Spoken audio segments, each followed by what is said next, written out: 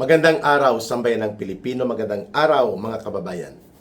Kasama niyo po ngayon si Ka Eric sa isa na namang episode ng ating Balita at Talakayan. Maraming salamat sa patuloy ninyong pagsuporta at pagsubaybay, pagtangkilik at pag-promote ng ating mga videos at ng ating YouTube channel. Maraming salamat, mga suki at tagapanalig at mga tagapagsuporta ni Ka Eric. Saludo! Mga kababayan, pag-usapan po natin itong umiinit na naman na issue tungkol sa South China Sea, West Philippine Sea.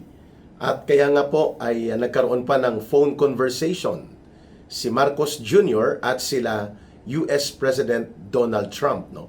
Matapos ang pagbisita sa Pilipinas ni US State Department Secretary Marco Rubio, no, mga kababayan.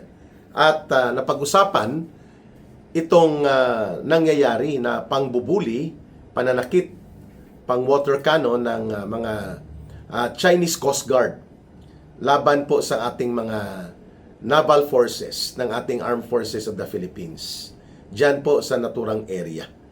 So kailangan po nating tingnan ito sa balanse at makatotohanang perspective. Okay?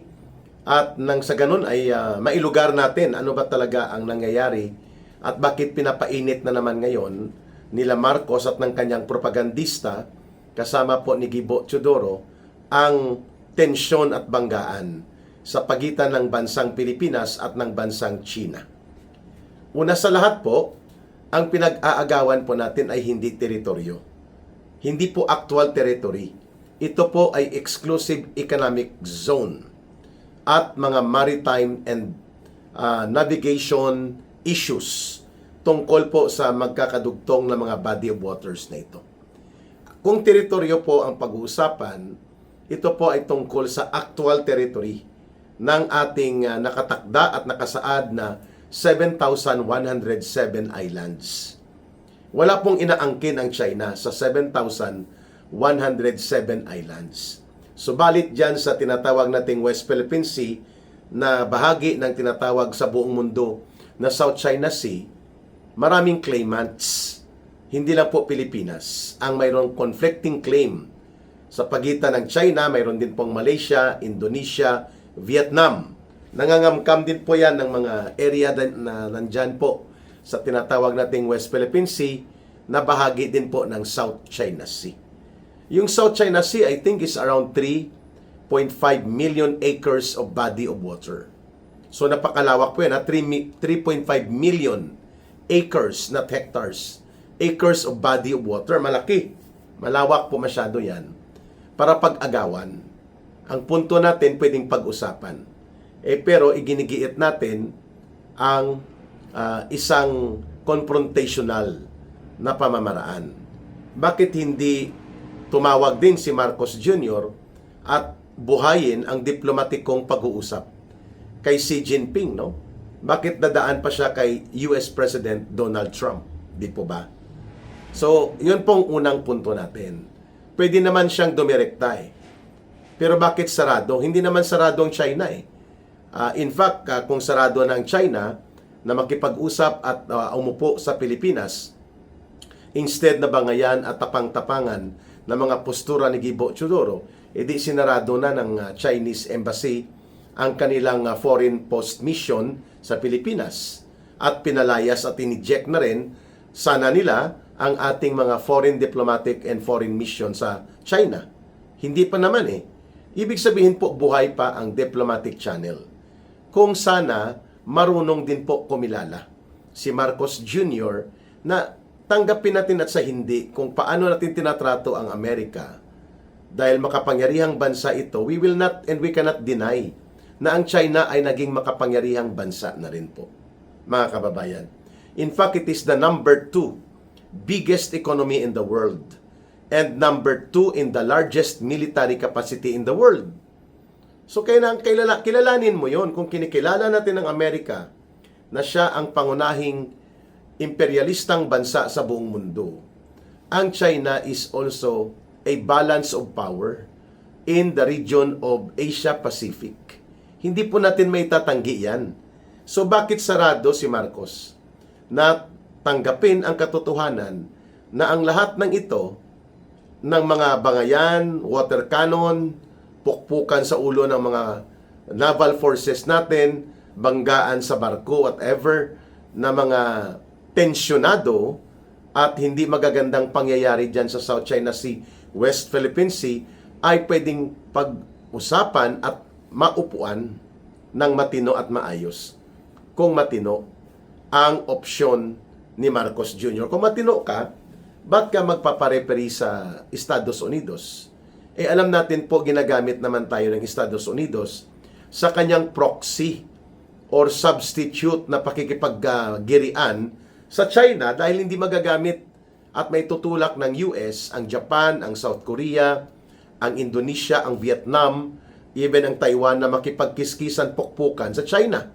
Kaya ang Pilipinas, ginagamit tayo. Kaya tayo tinatrato ng China ng ganyan dahil sinaraduhan ni Marcos Jr. ang tama at makatarungan na diplomatiko at dialogo na uri ng pag-uusap. At ang dating, nagpapahayag pa ang mga tauhan niya ng mga mapanganib na mga pahayag na nag-uudyok ng digma-digmaan at tapang-tapangan na postura.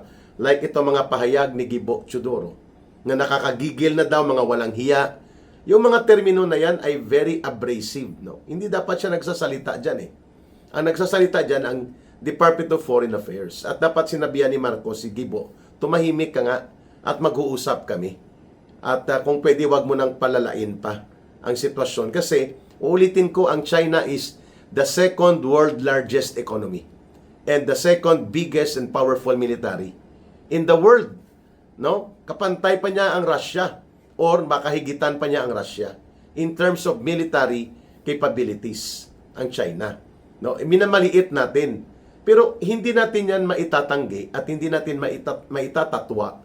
Neighbor natin ang China eh. Ang Amerika nga, naninikluhod tayo, nakikisama, nakikiayon tayo. Kaya tayo tinatrato ng China ng ganyan. Una, nagsarado at hindi naging maganda at hindi mabunga at walang makatarungan na diplomatic and country-to-country bilateral na ugnayan ang China at Pilipinas matapos na si Marcos ay pumanig ng tudo-tudo at nagpakatuta sa Estados Unidos. Pangalawa, ang ating bansa binuksan ni Marcos na maging advanced and forward deployment ng mga war technology, mga kagamitang pangdigma, mga missile, mga Typhoon missile launchers, mga Tomahawk cruise missile na hindi inaako at ibinubunyag ni Marcos, subalit alam ng China, alam ng maraming iba pang bansa na may diniposito na mga Tomahawk cruise missile sapagkat itong Typhoon missile launcher ito ng missile na Tomahawk. So kung may Typhoon missile launcher system sa North Luzon, ibig sabihin may Tomahawk. Bakit ka maglalagay ng missile launcher kung walang missile, di ba? Logic lang naman yun eh. Tapos dumami ang mga EDCA sites.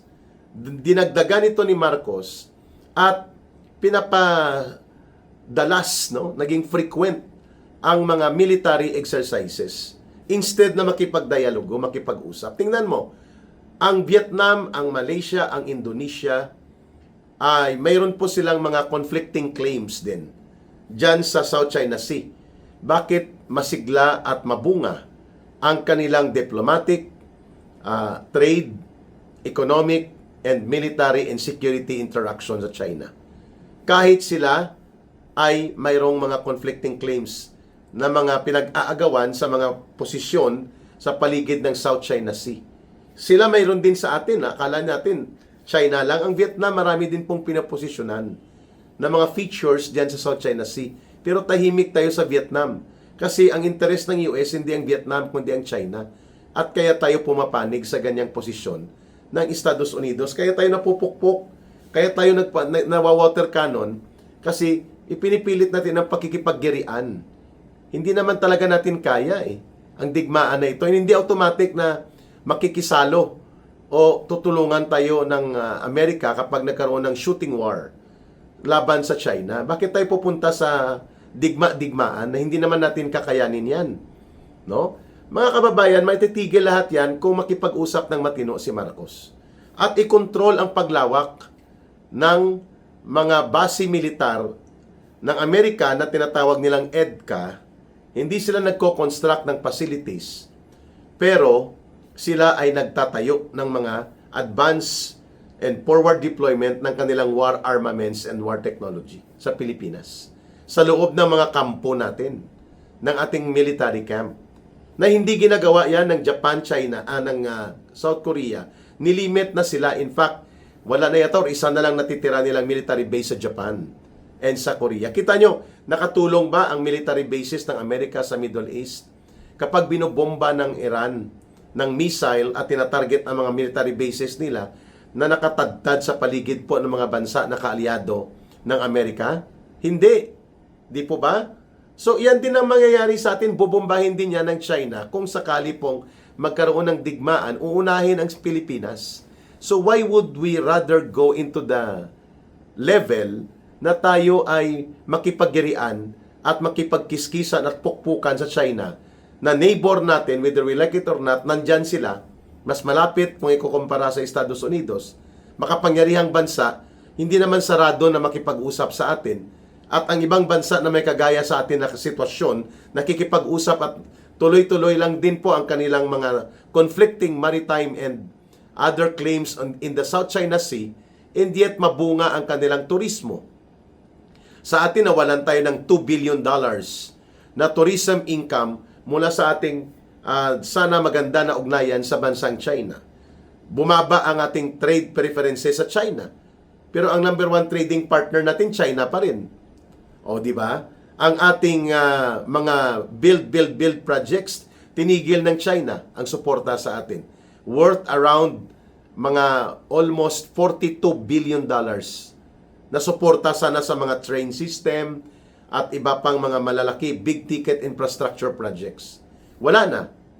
So, tourism, economic support, investment, wala na. Bumagsak talaga ito. So, itong sinasabi ni Marcos na i-reset niya ang relasyon ng Pilipinas ang China, anong ibig sabihin nito? No? Such a very vague, malabo na word. Dapat ang sinabi niya, palalakasin natin ang ating diplomatiko at mga pangsiguridad na ugnayan sa bansang China, at ako bilang Pangulo ng Republika ng Pilipinas, mag-reach out ako kay President Xi Jinping at sa kanyang gobyerno para upuan ang mga pag-uusap na ito. Mahirap bang gawin yon? Hindi magagawa ni Marcos dahil pinipigilan siya ng Estados Unidos na wag mong gawin yan. Why? Sapagkat i-bring up ng China ang issue kung bakit pumapayag tayo na dito i-deposito, dito itago at dito i-forward na nakaposisyon ang mga missile at missile launchers, ang mga bomba at mga armas pangdigma ng Amerika na sa loob na ng Pilipinas. These are all illegal and unconstitutional. Sapagkat hindi pinapayagan sa Pilipinas matapos po na na-abrogate at napabaliwalang bisa na ang US Military and USRP, US and Philippine Military Bases Agreement noong 1991, hindi na po pinapayagan na magkaroon ng base militar ang mga Amerikano sa ating bansa. And yet, pinayagan sa pamamagitan ng Visiting Forces Agreement, nakakapag-ikot sila ng mga tropa militar sa Pilipinas, at ganoon din po sa tinatawag na Enhanced Defense Cooperation Agreement or EDCA. Nagagamit nila as forward deployment positioning ng kanilang mga armas pangdigma ang ating bansa. Kaya tayo tinatrato ng China ng ganoon. They treat differently yung mga bansang Malaysia, Indonesia, Vietnam, Laos, Cambodia, Myanmar at iba pa, even ang Brunei and Singapore, sapagkat hindi po nila pinapayagan ang Amerika na mag-impose ng military forward deployment and war technology depository sa kanilang bansa. Samantala tayo pinapayagan yan. Yan po ang pangalawang issue ng China sa atin. Third, masakit po sa China na binastos sila na sabi ng China mag-bilateral talk tayo. Sa panahon ni Pinoy, ni Noynoy Aquino, ay nag-akusa tayo at ginastusan natin na mahigit 3 billion pesos. Yung UN arbitral case natin na non-enforceable. Hindi nga maipatupad yan ng United Nations Security Council. Nasasabihin ng China, sumunod ka dyan. Because it is a voluntary arbitration and China did not participate. Ginastusan natin ng 3 billion pesos. At sabi ni Pangulong Duterte, non-enforceable yan. How will you enforce that if there will be no UN sanction to be put up against China? Or there will be no military and security intervention to come from the United Nations Security Council? Paano mo gagawin yan, di ba? So malinaw na nasagi natin at talagang tinamaan natin ang pride ng China. So bakit natin sasaraduhan ang pakikipag-usap ng maayos? Number 1 trading partner natin China, pinakamalakas na neighbor natin China. And yet, hindi tayo makikipag-usap dahil ayaw payagan ng Estados Unidos. Dahil ang interes ng Amerika ang masusunod. Hindi po ganon. Dapat tayo, sabi ni Marcos doon sa campaign slogan niya, friends to all, enemy to none. O, di ba? Or enemy to no one. O, di ba? The basic interest in diplomacy and foreign policy, ang una dapat na pangalagaan ng presidente bilang chief architect of the foreign policy ay ang interes ng Pilipinas. Hindi ang interes ng ibang bansa. Hindi po ito usapin ng nagpapapayag tayong ibuli tayo ng China. Hindi tayo pumapayag, pumapalag tayo. Pero hanggang saan? Hindi natin ito tutuldukan, hindi natin ito aayusin. So, diplomacy and dialogue and negotiations and bilateral talks are the more serious and productive way of engaging China rather than mag-water cannon tayo at magpasiklaban ng tapang. Ulitin ko po ang China, next to United States of America sa buong mundo, the second largest, biggest economy. At baka abantihan pa niya ang Amerika. At yun din po, ang China is the second largest and biggest military capacity in the whole world. Oh, di po ba? Kaya nga, nababahala ang China dahil papasok din ang American investment na kunwari ay civilian military complex dyan sa may Pax Silica project sa New Clark City. Around 1,700 hectares ito na lugar na i-develop ang the biggest hub of artificial intelligence and computer complex dito sa Pilipinas. At hindi pa ito masyadong naibubunyag sa mamamayan kung anong nilalaman nito.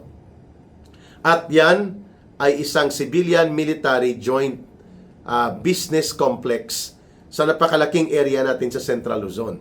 Do you think walang intelligence ang China para hindi yan malalaman? Na yan ay mga pamamaraan ng Amerika para ipasok ang kanilang mga military industrial technology sa Pilipinas. Alam ng China po yan. So, kung hindi ginagawa ng ibang mga bansa yan at tayo pumapayag niyan, how would we expect China to treat us? Diyan sa may area ng South China Sea, West Philippine Sea na sinasabi natin. Di ba? Ang punto natin dito, lahat ng ito, kung hindi magpapatali sa liig ang Pilipinas, lalo na itong si Marcos, kung matino at maayos ang kanyang foreign policy, mapag-uusapan ito. The way China and Vietnam, China and Malaysia, China and Indonesia, China and Laos and Cambodia, they're talking and they're engaging. Hindi naman kinakalaban din ng mga bansang ito ang Amerika. We can do the same. Why are we going into the strength of being projecting ourselves na malakas tayo? Hindi naman tayo talaga ganun. Kaya nga naninikluhod si Marcos dyan sa kay Trump para i-traffic ni Trump ang kanilang komunikasyon ni Xi Jinping na pwede namang gawin niya ng Pilipinas. Sabi ko nga, maunlad pa naman at buhay pa naman at gumagana ang ating diplomatic relations sa China. Hindi pa naman nagsasarado both sides ang mga foreign mission and foreign postings ng mga embahada sa pagitan ng China at ng Pilipinas. We can still talk rather than magtapang-tapangan. Hindi po tayo nagiging duwag. Dapat lang natin ay malaman at maintindihan na makatarungan po ang pag-uusap rather than digma-digmaan na style.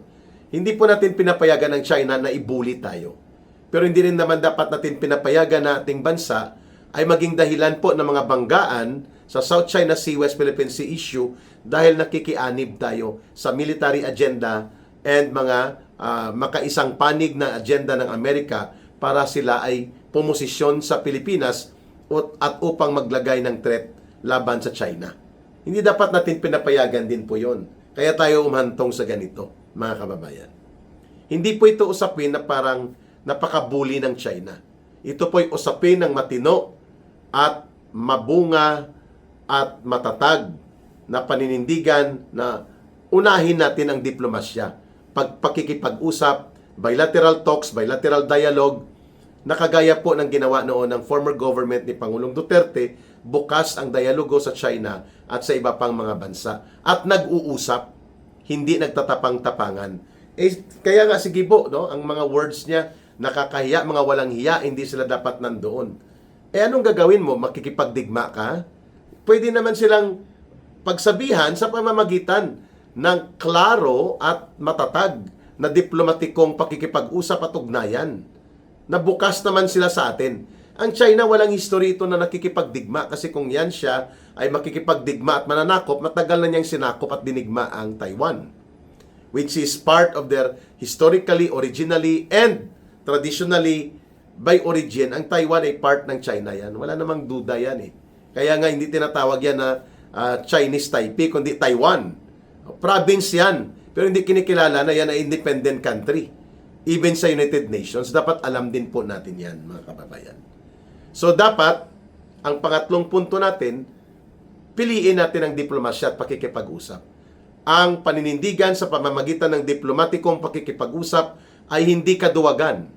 Ito ay pagiging bukas isip na iwasan po na lumala ang sitwasyon at ikapapahamak ng milyong-milyong mga Pilipino at ikalulugmok ng ating buong lipunan at buong bayan, lalo na ng ating ekonomiya at ikapapahamak ng ating mga kababayan.